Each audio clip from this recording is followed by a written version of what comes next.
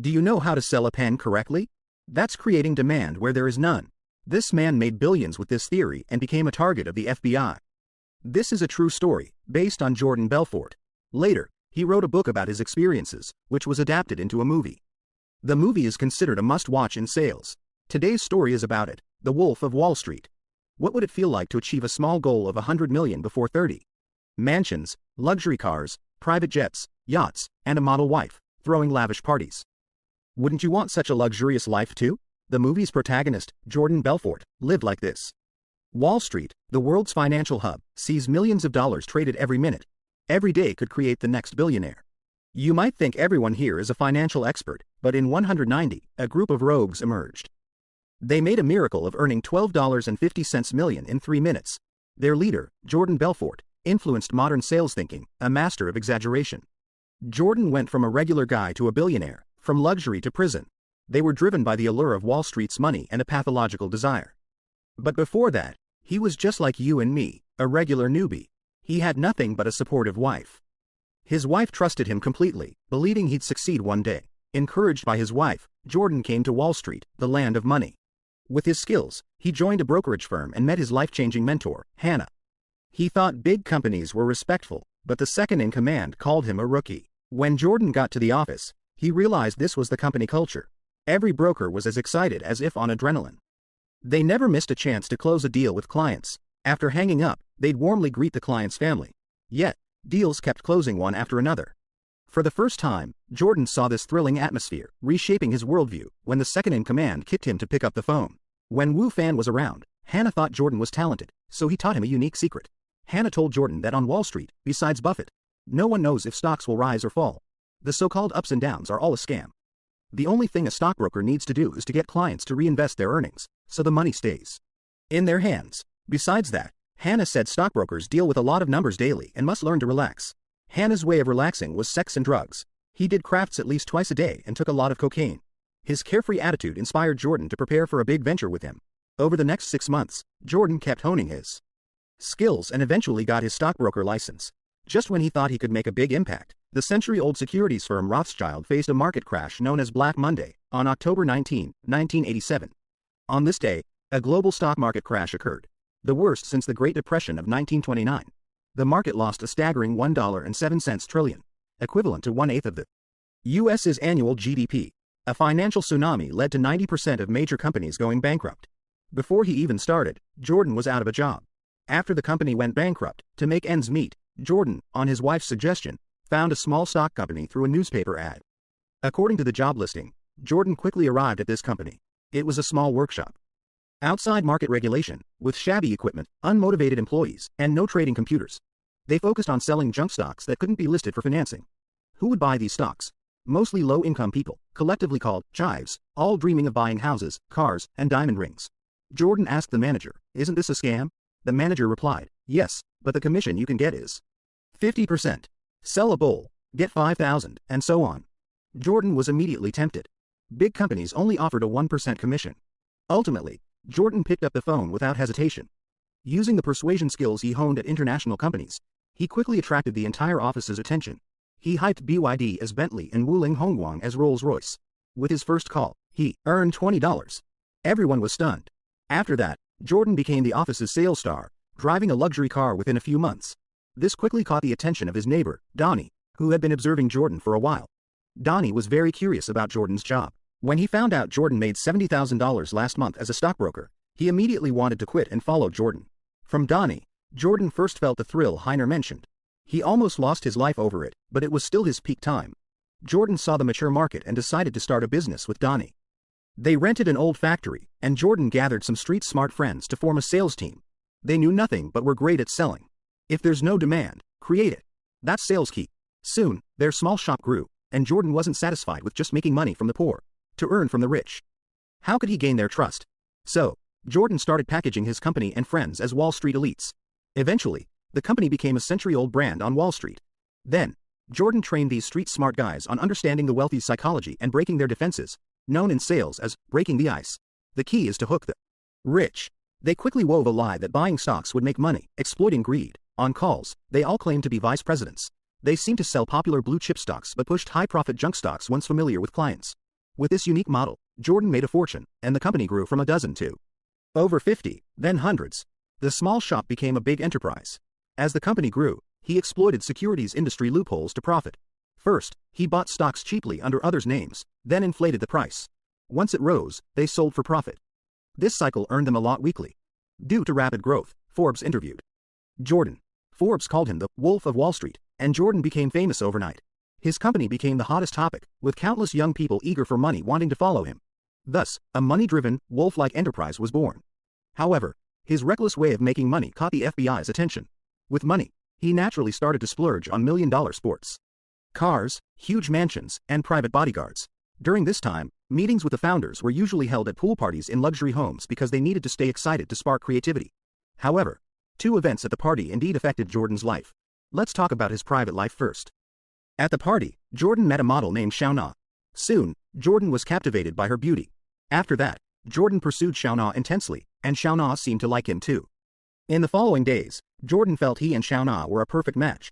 So, they started frequently sharing their feelings. After a wild night, they were caught by Jordan's wife.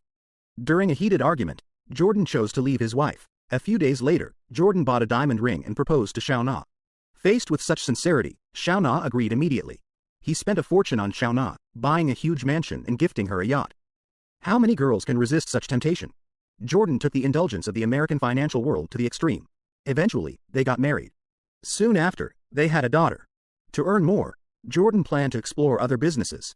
You might not get what he's saying, but just know, this makes money. Though he'll become a finance legend, he'll also lose a fortune overnight. Now, let's discuss the second event at the party. Jordan and his partner had bigger ambitions.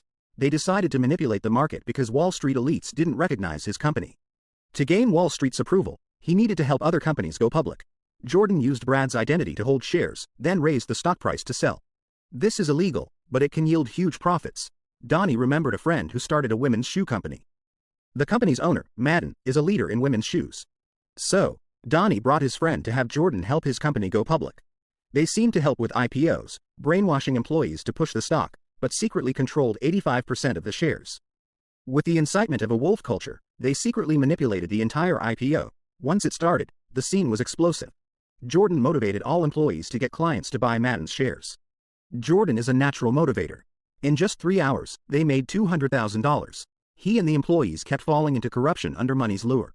The receptionist shaved her head for $10,000 to entertain everyone. Jordan himself was as happy as an emoji every day. As the saying goes, the higher you rise, the more attention you attract. Jordan's actions caught the eye of FBI agent Dana, because their money-making methods were illegal. The SEC rules that a shell company cannot have a vested interest in a listed company. The bribed cop found a chance to explain the seriousness of the situation to Jordan. But Jordan believed nothing in this world couldn't be solved with money. So, he arranged a meeting with agent Dana and hired a private detective to handle the matter. Publicly, he showed he was law-abiding and cooperative. But secretly, he wanted to bribe agent Dana. Unfortunately, there are indeed a few people in this world who don't care about money.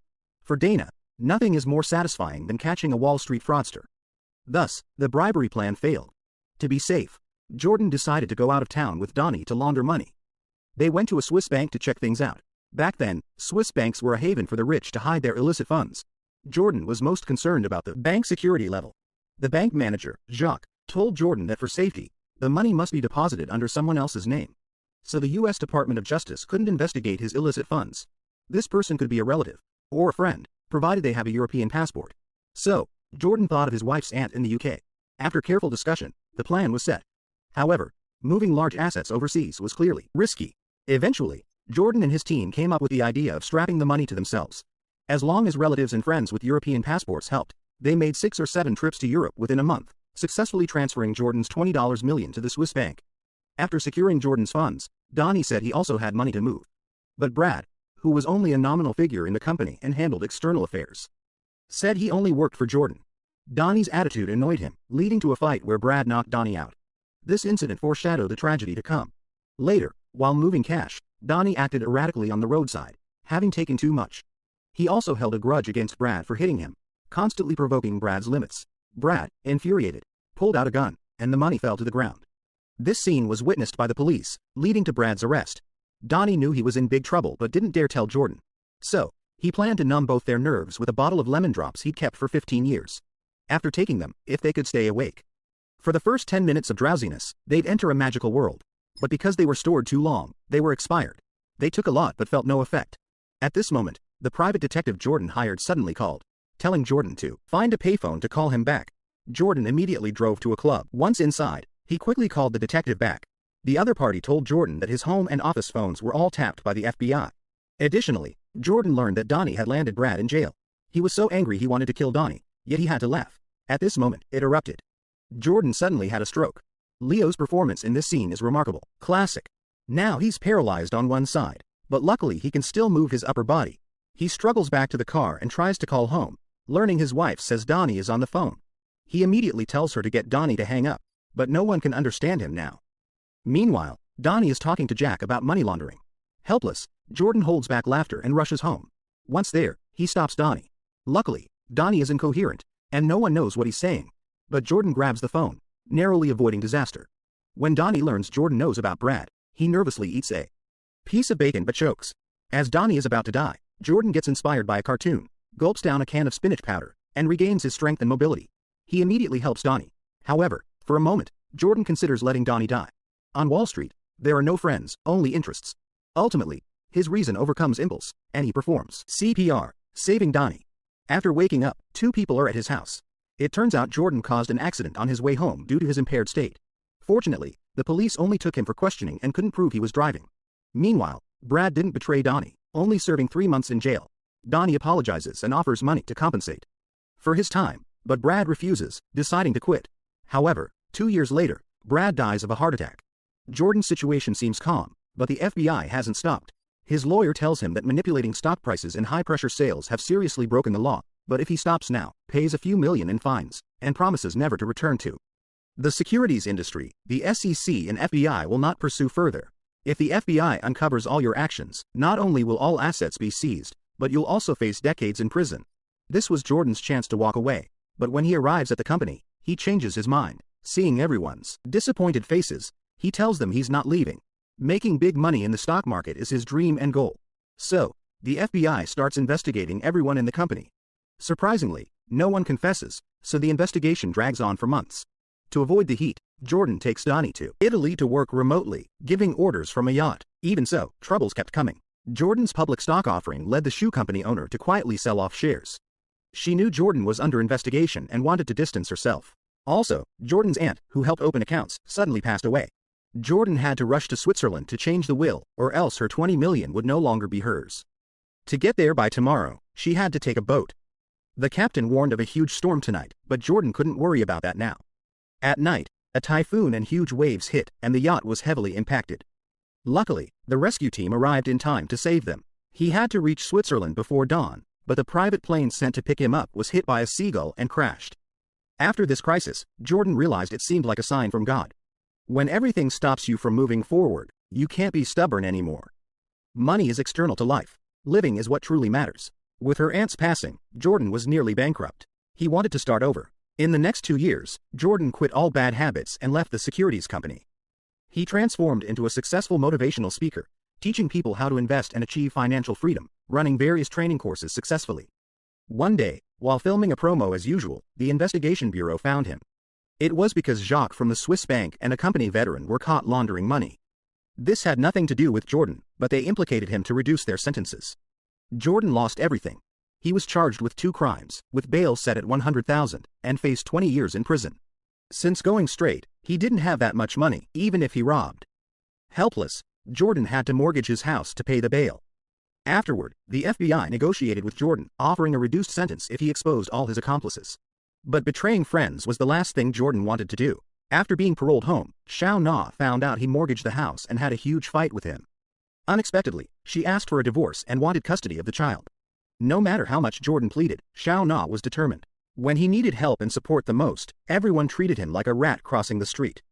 Angry, Jordan planned to leave with the child and nearly got into a car accident. He finally felt the pain of being abandoned, just like he once abandoned his first wife. He broke down instantly. He had no strength to resist, so he decided to work with the FBI. He wore a wire to the company, ready to gather criminal info. When he saw his friend Donnie, he secretly gave him a note. "I have a wire on me, be careful what you say."